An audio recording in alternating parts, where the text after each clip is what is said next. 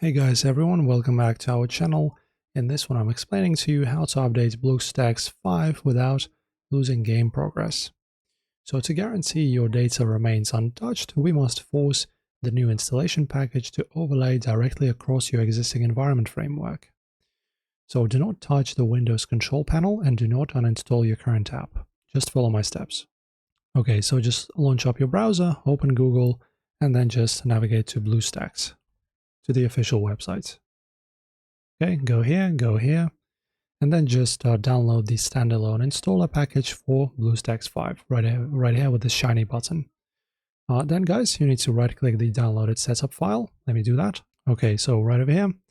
So just right click it and then just choose run as administrator. And this will grant full read writes clearance to your storage drives. And now let's let the installer map your existing file paths and patch the core system files without touching your user data. So when the installer window populates, when you open it up, let's open it up with administrator permissions. Okay. So now guys, as you can see, in my case, I will have launch because my, as you can see, version is already latest.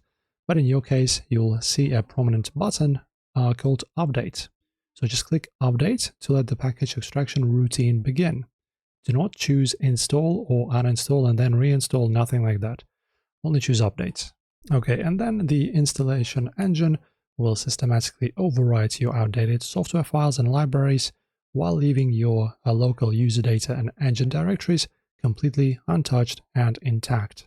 And then once the progress bar fills, just hit launch. This is your definitive way, guys. Do not lose your progress. Do it this way. And as always, guys, don't forget to like and subscribe.